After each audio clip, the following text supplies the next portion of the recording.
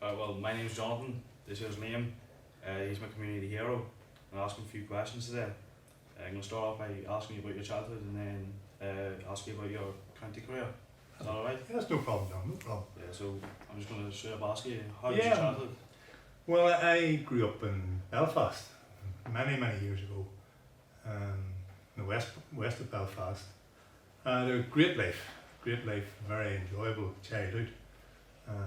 Did a lot of things when I was a child, a lot of cycling, many different sports. Enjoyed sport, and in those days we were play football on the streets, and that was my first introduction to sport like that. Also did a lot of running and tennis, so my life was filled with activity, and I enjoyed it very much. You know, it was a great childhood. Well, I'm guessing that's how you got into Gaelic football then, yeah?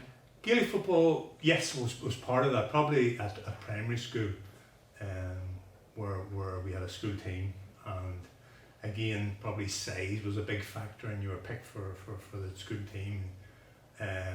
We played a lot of local schools in Belfast, and at that level, it was very enjoyable. So that was the first introduction to it. Then possibly, as I got a little bit older, my father had a contact with the Down team, and as a youngster I used to go with him to Newcastle with a county team with a train. That would have been very unusual for a young lad living in Belfast who would be deemed an Antrim to go down there. But I went down, and I had spent the time collecting the balls after the guys went and shooting practice and things like that, and that was just my first introduction into what it was like at county level. You know? Did you have a sporting hero while growing up? I had a number of sporting heroes, Jonathan, believe it or not, at that time. I suppose, strange enough, one of them was George Best, and for whatever reason, I just thought he was an unbelievable soccer player, massive skill, but also he's very different, and his generation appealed to me. I remember being very young, getting a pair of his football boots. He marketed on a unique style of football boots called cheetah boots. They were football boots, but they were laced along the side, and you know, to get a pair of these boots was something very special. And I remember getting a Christmas box of these cheetah boots, and it was just massive for me. I also had the luck to see him play against Turkey in a Northern Ireland match, and I must admit, I just thought he was something else. His dribbling ability and so forth was just A1. Also, again, tennis was a great sport of mine, and I could identify and relate to a guy called Bjorn Borg, and he was a Swedish tennis player, won a number of Wimbledon titles, and he was a unique character in the fact that he showed no emotion while he was playing. And I brought that with me in my own sport, you know, to keep all your emotions intact and never let the opposition see if you were under pressure or whatever. So he was another one, and probably the final one that I was a guy called Willie John McBride, and he was a rugby player. And I remember my father taking me down the city centre of Belfast, and this man in front of us, just a giant of a man. I never seen anybody bigger in all my life. And my father said to me, "That's Willie John McBride, he's a rugby player." And immediately I followed his career with great interest after that. Well, that sounds fun, like, you know. Well, it was. I enjoyed all, you know, as I say, anything connected with sport. Yeah. Thoroughly enjoyed it, and you know, that was my life. In 1991, you won your first All-Ireland. Yes, and it came after many. I'd been playing county football for up to 17 years before that, and played with very good teams, and maybe should have done better in the earlier years, but we're unlucky. And just in 91, everything just fell into place, and you know, I remember at the start of the campaign, you know, morale wasn't great, and you know, this is going to be another year, we're going to be knocked out of the champ. In those particular days, there was no backdoor system, and you were literally, first game, if you lost it, you were out. And I remember playing against Armagh in Park Esley there, massive crowd, and you know, it was a terrible game, and we just got through by 2 points or whatever.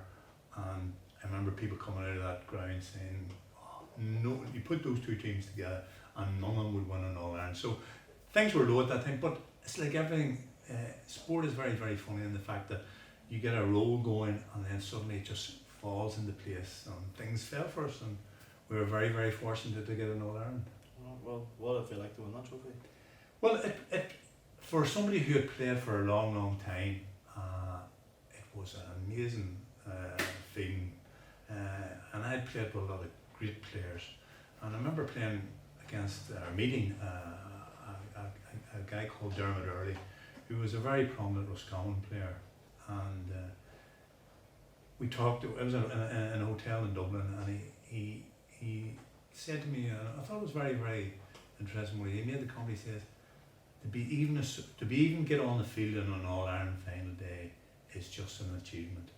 And he said, many, many people never achieve that in their whole careers. And I thought that was, you know, it was a great saying, and it stayed with me for a long, long time. And I was a great admirer of him, you know. Oh, well, that's good. Yeah, yeah. You did something then. Who's your favourite player that you played with? Well, I played with a lot of great players, and I was very fortunate in that way. I suppose in Down, probably Colin McIlorney was a great footballer, and midfield was a sort of a position where you couldn't depend on yourself. You had to work as a team, the two of you. So Colin and I sort of played off each other very, very well. I was maybe very good in the air, and he was very, very good at running. So we complemented each other, and you know, we travelled to America and we played in America, and we had great times there. So he would have been probably in Down, would have been one of my main friends within the game, you know. Outside of the county, then probably Peter McGinty was another great footballer who I played with at college level, and again we had a partnership going, which was very, very beneficial, you know. Do you have a favourite opponent? Opponents, we met plenty, many opponents that I met, all very, very tough. And I suppose the beauty about playing county football is that you meet these guys, and some days you would have the better of them, the next day they would have the better of you. But probably the most difficult opponent that I came across would have been Braham, who played for Dublin in those years. And again, a big guy, very, very physical, but also had a great engine in him, in the fact that he could run and run and run. So he would have been probably my toughest opponent. You know. Do you have any advice for young footballers? Well, I must admit, any sport is good for young people. You know, I think it improves your confidence, and if you get a sport that you love, and I was very, very fortunate that the Gaelic football came for me. I was very, you know, I enjoyed all aspects of it, and like everything, you've got to put the work in. And you know, I think an interesting story that I have is after the All-Ireland in '91, we were sitting around the hotel, about six of the players, and it was a quiet moment, and we were just talking. And one of the guys mentioned that he had done a lot of running, not at the training session with the team, but on his own. And lo and behold, everybody else in that group said that they were doing running on their own, and had told nobody. So it was an interesting fact, the fact that, you know, it's the work that you do outside of the team game or the training sessions or whatever, that will give you the confidence and the ability in yourself, you know. Alright, well, thanks for joining me today. Not at all, John. Very interesting. Pleasure. Pleasure. As always, you were one of my star pupils at PE, Cheers. and I'm very proud to repay that today. Thanks.